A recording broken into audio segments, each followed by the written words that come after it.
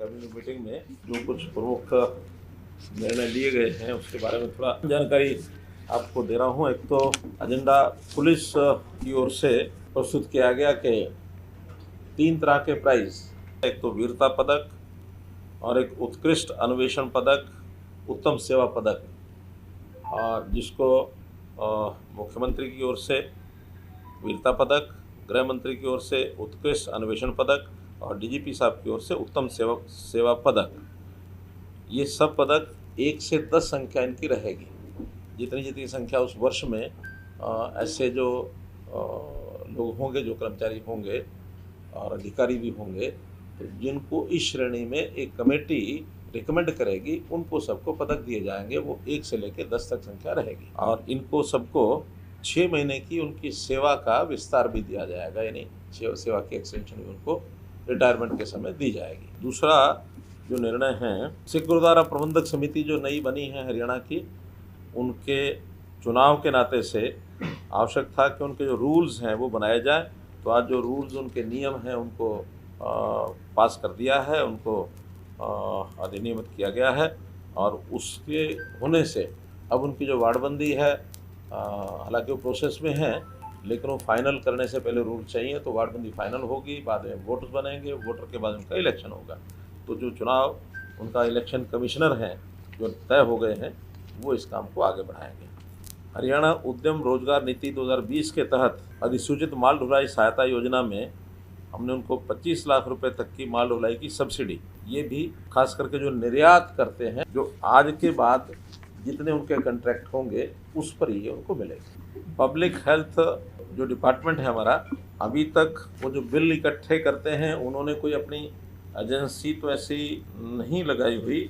अभी उन्होंने अपने बिल को इकट्ठा करने के लिए खास करके रूरल एरिया में, जैसे पानी का बिल है अथवा कोई कनेक्शन सीवरेज का बिल है, जो भी चार्जेस ग्रामीण क्षेत्र के अंदर उनके रहेंगे, उसको इकट्ठा करने के लिए जो हमारे सेल्फ हेल्प ग्रुप्स हैं, इन सेल्फ हेल्प ग्रुप्स को एक प्रकार से काम उनसे लेकर के जो निश्चित उनकी राशि लेकर उनको दी जाएगी, 50 रुपये से लेकर 100 रुपये तक उनको हर बिल का ये उनको पैसा रियम्बर्स किया जाएगा। तो ये काम उनको दिया गया है। हमारी जो पेंशन है, खास करके बहनें जो विधवा हो गई, विधवा पेंशन, इसमें 2 बदलाव किए हैं। ओल्ड एज पेंशन में पहले हो चुका है, लेकिन इसमें नहीं हुआ था।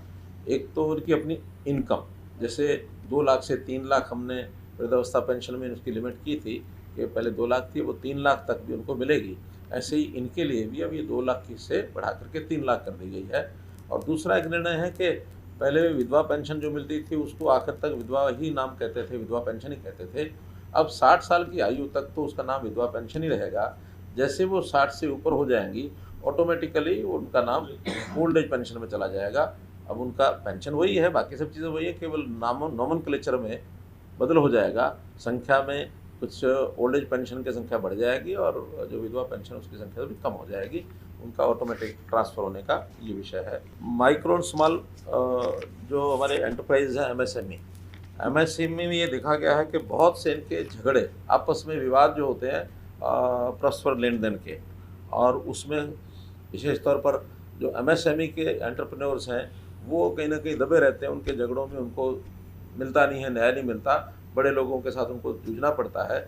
उसके लिए काउंसिल बनाई गई है। इन झगड़ों को स्पीडीली हल करने के लिए ये जो काउंसिल होगी, डिस्ट्रिक्ट फैसिलिटेशन काउंसिल, हर ज़िले में ये बनेगी और उससे उनको उसमें लाभ होगा। इसमें उनके वकील भी होंगे, एडीएस भी होंगे, एमएसएमई को जो सहायता करेंगे। तो उस काउंसिल का एक प्रकार से निर्णय किया है उस काउंसिल बनाने के लिए।